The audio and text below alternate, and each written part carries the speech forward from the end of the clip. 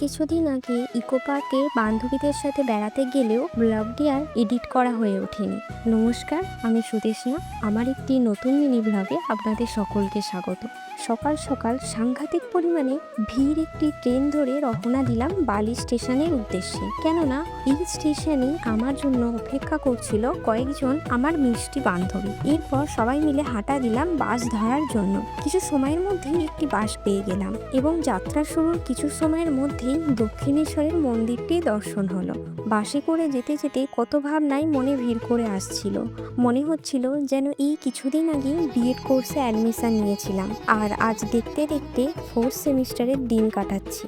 কিছু সময় আগেও যারা একেবারে অচেনা বান্ধবী ছিল তাদের সাথেই আজ মনের মিল রেখে বেরিয়ে পড়েছি বেড়াতে। কিছুদিন পর এদেরকেই আবার মিস করব।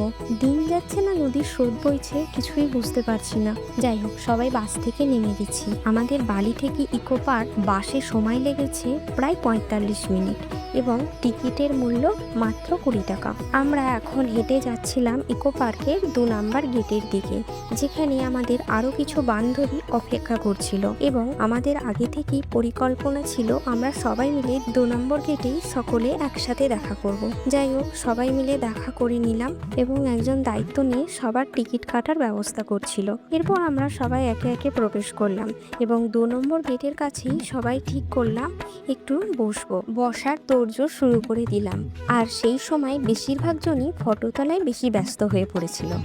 এখানে উর্মি আমাদের সবার ব্যাগ পাহারা দিচ্ছিল। এরপর আমরা বেশ কিছুক্ষণ গল্প, আড্ডা, মজার সাথে সকলে মিলে সময়টা কাটালাম।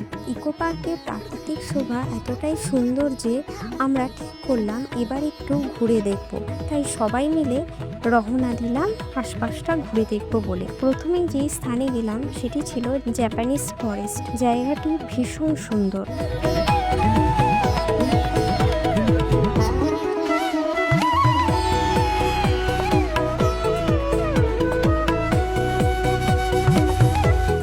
জাপানিজ ফরেস্ট থেকে বেরিয়ে আমরা ঠিক করলাম দুপুরের লাঞ্চটা এবার সেরে ফেলবো, কারণ ঘুরতে ঘুরতে বেশ বেলা হয়ে গিয়েছিল।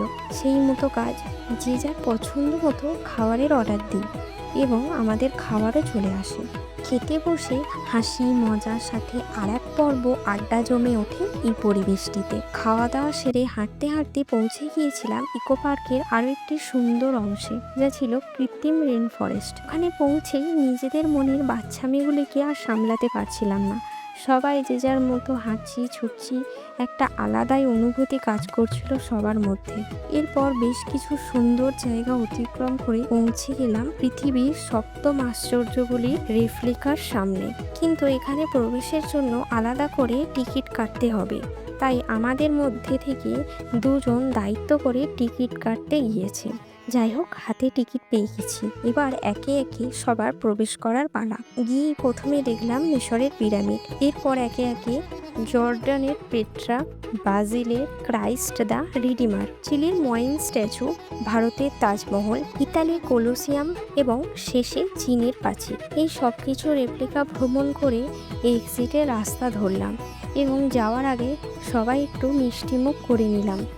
আর আমাদের বিএড কোর্সের সিম্বলিক চিহ্ন হিসাবে মজার ছলে জিওটাকে একটি ছবিও তোলা হয়। সব কিছু মিলিয়ে আজকের দিনটি বেশ সুন্দর। আজ তবে এই পর্যন্তই। সকলে ভালো থাকবেন। ধন্যবাদ।